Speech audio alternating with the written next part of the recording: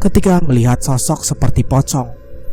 Kain kafannya kusam, panjang menjuntai, dan berantakan.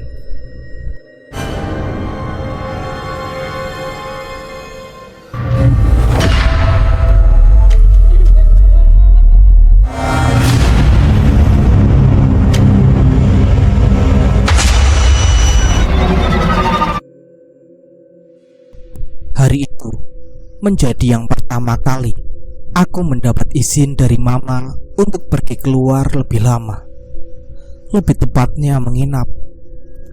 Hal itu berhasil kudapatkan dengan segala bujuk rayu. Selain itu, aku juga melakukan jurus ampuh dari papaku untuk membuat mama memberikan izin kepadaku untuk ikut pelatihan himpunan mahasiswa di kampus tahun ini, di daerah dekat Kebun Raya Cipanas. Aku memang bukan orang yang aktif berorganisasi atau bergaul. Sebaliknya, aku cenderung tertutup dan berbicara sebutuhnya saja. Namun, bukan berarti aku orang yang tidak menyenangkan dan tidak punya teman. Aku punya teman dekat yang sudah akrab sejak masih SMA hingga masuk ke kampus baru ini. Namanya Yuni. Dia punya reputasi yang cukup baik sebagai mahasiswa baru. Rambutnya panjang dan sedikit ikal di bagian ujung. Warnanya yang coklat natural dan senyumannya yang manis. Sukses menggait banyak kaum adam sejak pertama kali masuk sebagai peserta didik baru, terutama para senior. Selain itu, Yuni juga cerdas dan sangat kritis terhadap suatu hal yang tidak sesuai dengan seharusnya. Pernah suatu kali ia melawan senior karena dia meminta melakukan hal memalukan. Ya, joget bodoh di depan kelas. Namun, akhirnya hal itu berbutut panjang dan justru senior tersebutlah yang meminta maaf. Kalau mungkin aku adalah orang yang paling tidak peduli dengan semua hal yang terjadi. Berbeda dengan Yuni, aku terkadang tidak mau setiap urusan jadi repot dan panjang. Ya, salah satunya saat minta izin ke orang tua untuk pergi malam ini. Bahkan, Yunilah yang juga turut berperan penting terkait izin mamah kepadaku. Ia telah mengajukan diri sebagai jaminan agar mama memberi izin kepadaku mengikuti kegiatan pelatihan himpunan mahasiswa untuk beberapa hari. Sebelum izin tersebut kukantongi, aku sudah menyimpan perlengkapan apa saja yang harus dibawa: baju ganti, alat mandi, peralatan tulis, dan lain sebagainya. Maklum, karena ini kali pertama dalam hidupku pergi bermalam keluar selama 3 hari. Itu otomatis membuatku sangat bersemangat menyambutnya. "Linda, aku sepertinya dapat nih pada hari pertama ini," kata Yuni sambil memegangi perutnya. "Kamu bawa pembalut enggak?" Aku merogoh ke dalam tas. Kuberikan sebungkus pembalut kepada Yuni. Yuni lalu berjalan menghampiri salah satu senior perempuan yang duduk di samping supir. Ia lalu mendekatkan mulutnya ke salah satu senior tersebut yang entah siapa namanya. Sesaat kemudian, mobil berbelok ke sebuah rest area lalu berhenti. Perjalanan kami belum ada setengahnya. Namun, aku sudah tidak sabar untuk bermalam di tempat yang kubayangkan akan sangat luar biasa bersama teman-teman satu jurusan kampusku. Aku melirik ke jam tangan yang melingkari di pergelangan tanganku saat tiba di lokas. Waktu menunjukkan pukul 15.32 waktu Indonesia Barat. Udara di sana masih sangat segar dan asri. Pepohonan hijau dan rindang berada di sejauh mata memandang. Begitu menyejukkan mata. Itu cukup mengobati rasa mual setelah bus kami diguncang oleh kontur jalan yang tidak rata dan juga berkelok-kelok tidak karuan. Ditambah lagi dengan cara menyebalkan sang sopir yang menyalip kanan kiri, membuat jantung serasa ingin copot. Sumpah, aku tidak menyesal sama sekali.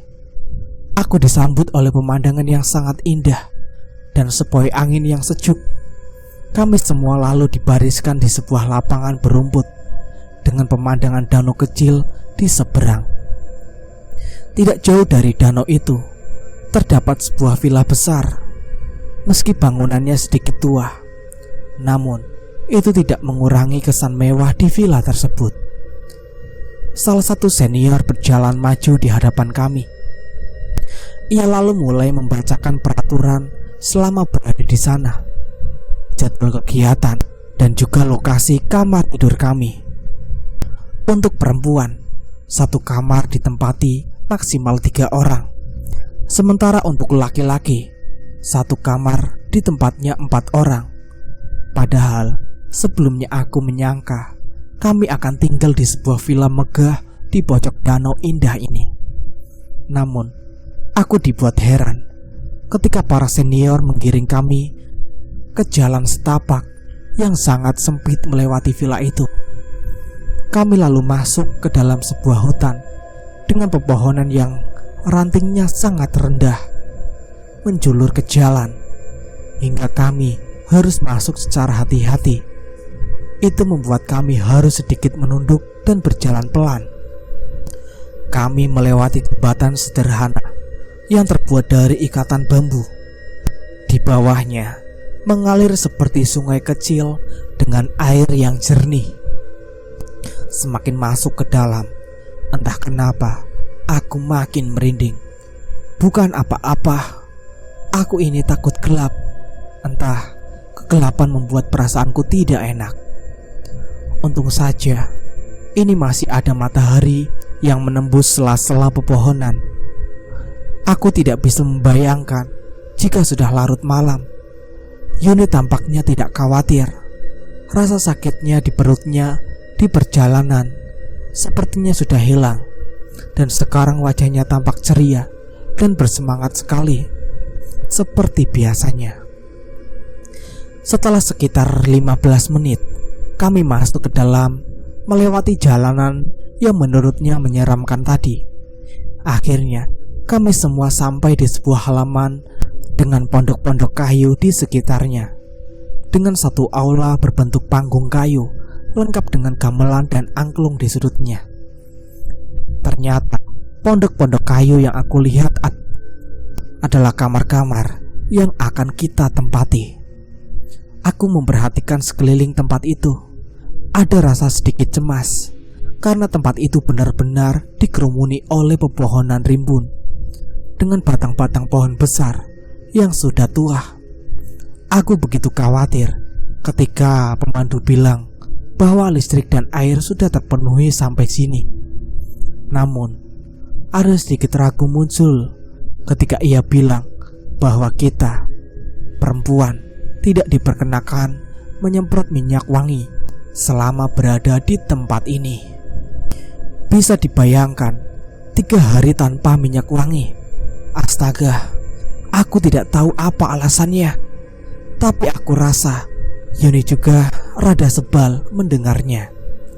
Katanya memang itu mitos yang harus kita hormati, dan aku mengikuti saja peraturan yang ada di sini. Meskipun benar apa kata sanggahan Yuni, ini tidak masuk akal.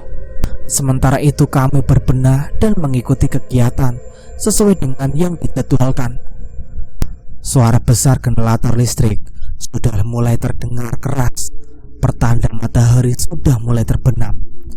Kami semua makan malam dengan lauk seadanya sambil berbincang-bincang. Yun, nanti temenin aku mandi ya. Apa kita mandi bareng aja ya? Aku merasa badanku sudah mulai agak lengket dan butuh mandi. Namun melihat posisi kamar mandi ada di belakang aula yang lampunya lumayan redup, aku rasa aku butuh seorang teman. Tenang, nanti aku temani. Soalnya aku kan lagi dapet juga, Lin. Gak enak tahu. Udah bisa mandi belum sih? Teman-temannya yang lain menyahut, mengatakan bahwa habis selesai makan dan sholat diberikan waktu sekitar 15 menit untuk mandi sebelum kegiatan malam selanjutnya dimulai. Sebenarnya di malam pertama semua berjalan dengan baik. Namun di malam kedua aku benar-benar sudah merasa ingin pulang. Bermula ketika aku masuk ke kamar mandi. Aku merasa seperti ada sepasang mata melihat dari celah-celah dinding kayu di atas sana. Aku berteriak dan menolak untuk mandi.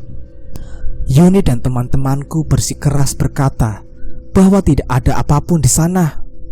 Tidak mungkin ada yang bisa mengintip. Sementara tembok kamar mandi setinggi hampir 3 meter. Tapi aku jelas sekali melihat ada sepasang mata berwarna kuning cerah, seperti mata kucing yang bersinar di malam hari. Yuni melanjutkan bahwa tidak ada yang terjadi dengannya setelah mandi di sana ketika aku menolak untuk mandi malam itu. Pukul 2 malam, setelah acara di malam kedua selesai, aku beristirahat sambil berusaha merapatkan mata. Suara tetesan gerimis kecil dan jangkrik bersahutan dengan suara hewan-hewan hutan yang lain membuat tidurku malam ini semakin tidak tenang. Yuni dan satu temanku yang lain sudah tampak tertidur pulas. Aku memutar badanku berkali-kali ke kanan dan ke kiri dengan gelisah. "Lin, kok belum tidur?" kata si Yuni. Suaranya sukses membuat jantungku hampir copot. "Yun, aku takut. Aku pengen pulang," kataku, menjawab Yuni dengan jujur sambil menggigit bibir pelan. "Ih, kamu takut apa? Setan." "Walah Lil, Nin, makanya kamu jangan kebanyakan nonton film horor. Setan itu gak ada, Lin. Itu cuma sugesti kamu saja. Sekarang kamu tidur ya." Jelas Yuni sambil membenarkan posisi bantalnya. Ia lalu kembali menutup matanya. Ucap Yuni tidak membuat rasa takutnya terobati sedikit pun. Tapi mungkin ada benarnya juga. Mungkin hanya perasaanku saja. Aku pun berusaha menutup mataku berkali-kali, tapi gagal terlelap. Aku melihat Yuni. Ia tidur berhadapan denganku. Namun tiba-tiba matanya terbuka lebar. Matanya yang terbelalak memandangi langit-langit. "Yun," ucapku. Namun Yuni tidak menyahut. Ia masih memandangiku. Itu membuat rasa takut kian menjadi. "Yun, jangan bercanda dong. Aku takut nih." Aku merengek sambil menggoyangkan tubuhnya pelan. Badannya dingin dan keras. Sesaat kemudian Yuni menyeringai lebar, dan itu cukup membuatku ngeri. Bola matanya kini berwarna putih seutuhnya. Yuni tertawa terbahak-bahak. Itu seperti suara lenggingan perempuan yang sukses membuat berteriak histerius. Aku semakin ngeri saat temanku satunya yang juga tidur bersebelahan dengan Yuni tertawa cekikikan seperti halnya Yuni. Aku tidak tahu apa yang terjadi dengan mereka berdua. Aku hanya bisa ketakutan di ujung kasur, melihat Yuni menggeliat dari posisi tidurnya dan melakukan gerakan seperti menyisir perlahan rambutnya sambil bersenandung. Sementara itu, temanku satu lagi juga tertawa sambil melotot dan menunjuk-nunjuk gelak ke arahku. Tidak lama, segerombolan senior dan teman-temannya menghampiri kamar kami. Mereka menghampiri Yuni dan teman-temanku. Tampak bapak pemandu yang kemarin menemani kami berusaha menenangkan kedua temanku itu, yang akhirnya kutahui kesurupan. Tubuhnya gemetar tidak karuan. Aku mematung tidak bergeming melihat Yuni kesakitan sambil berteriak kepanasan ketika mendengar doa-doa yang dilantunkan oleh si bapak itu. Ketika prosesi itu berlangsung, Justru kesurupan itu seperti menular. Setidaknya mungkin ada lebih dari 10 orang. Mereka semua lalu dibawa ke aula dan didoakan secara bersamaan dengan bantuan para senior laki-laki. Untungnya aku tidak ikut kesurupan. Namun tidak beruntungnya, aku tidak sadarkan diri ketika melihat sosok seperti pocong. Kain kafannya kusam, panjang menjuntai, dan berantakan. Pocong itu melayang dari atap aula panggung ke arah hutan belakang pondok. Keesokan harinya, kami mempercepat jadwal dan agenda agar bisa pulang siang itu tanpa harus bermalam lagi. Kejadian semalam benar-benar sangat menyeramkan. 14 mahasiswa kesurupan massal. Menurut orang pintar yang dipercayai, penyebabnya yaitu karena salah satu dari kami sedang dalam masa haid dan membuang pembalutnya sembarangan. Yuni meminta maaf atas kejadian itu. Ternyata dialah yang ternyata lupa membersihkan dan hanya menaruh pembalut dalam kantong plastik hitam. Ditambah lagi pengakuan dari mahasiswa lain yang bilang bahwa ia juga menyemprotkan minyak wangi secara tidak sengaja saat sore hari ketika kegiatan kemahasiswaan masih berlangsung.